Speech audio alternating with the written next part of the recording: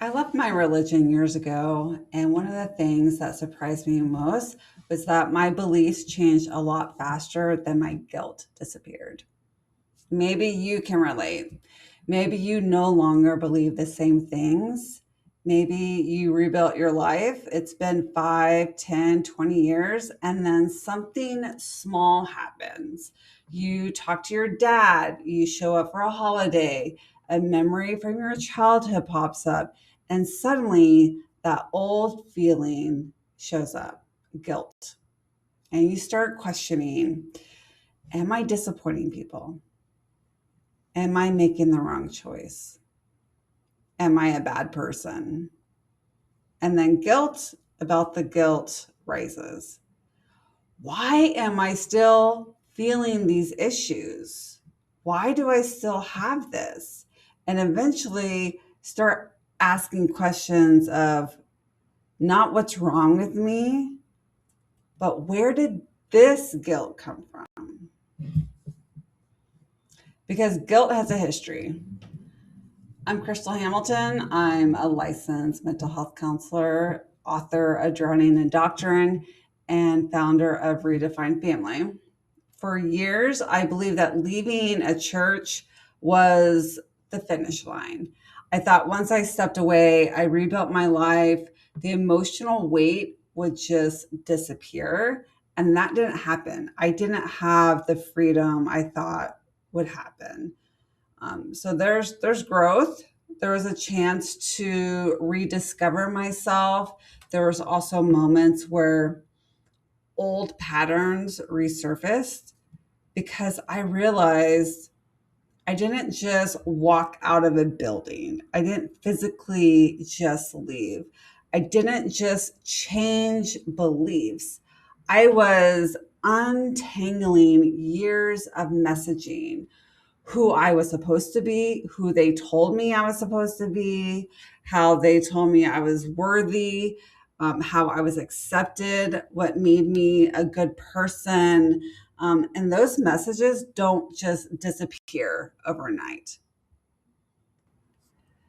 We often experience guilt as if it started today. We think, why did this random conversation bother me? Why did this family comment hurt me so much? And why do I still care what they think? And then we start judging ourselves. Yet guilt usually has roots. Many of us learned it really early before we even understood ourselves, before we could even question, before we could choose. We learned what we received, how we received approval. We learned what caused disappointment. We learned what created a sense of belonging and safety. For some people, belonging came in spoken and unspoken messages. You are accepted when you follow this path. You are safe when you don't question. You're loved when you meet expectations. So, when those messages happen repeatedly, guilt becomes more than an emotion, it becomes an alarm system. So, even years later, your brain may be sending warning signals. Careful, you might lose connection. Careful, people might reject you. Careful, you're stepping outside of the group. The guilt is not proof you made the wrong choice. Sometimes guilt is simply proof that this is an old survival strategy that's being activated. Humans are biologically wired for belonging. Thousands of years of losing connections with our group was dangerous. Connection meant survival. So when we leave religious communities, we lose our entire world, our families, our friends, our identity, our purpose, and our future. We have to redefine everything. So this isn't just changing our minds. For many people, it feels like risk of belonging, of community. This is why you can intellectually believe something, I made the right choice, and emotionally feel I've done something wrong. So there's really a disconnect here. The thinking part of you has the new emotion, but the protective old part of you remembers the consequences. So both of these are existing at the same time. It's not either or. We're holding space for both.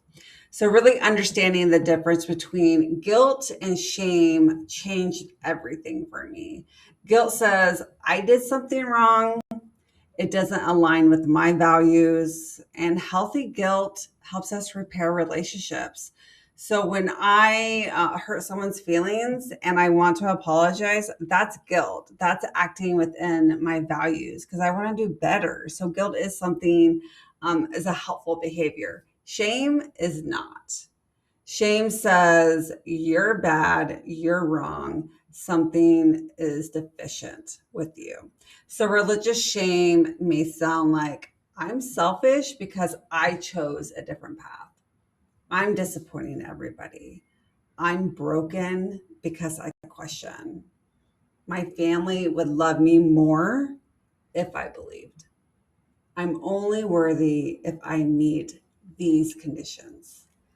Shame attacks identity, and healing involves separating what I actually did wrong from what I was taught to feel was wrong about me. And that question is really powerful. If you left 20 years ago and you're wondering why this still matters, I want you to listen to this. There's no expiration date on understanding your story. Healing isn't a race. You don't miss your opportunity because you run out of time. Sometimes we survive first. We build careers, we form families, we raise children, we create the stability, we keep moving forward. And then one day, years later, when things get kind of quiet, you have the space to really understand what shaped us. It means another layer is ready to be understood. And growth can happen at 20, it can happen at 40, it can happen at 70 and beyond. So there really is no deadline for you to becoming connected with yourself. If this resonated with you, I created Redefine Family. It's a private community for people healing from religious trauma, navigating faith transitions, and rebuilding your identity. Because this is the hardest part of leaving is losing the place where you belonged. And one of the most healing experiences is realizing you can create connection again, especially with yourself, and you can redefine family. You can redefine meaning and how you redefine yourself. So the link to our community is below, and I'll see you next time.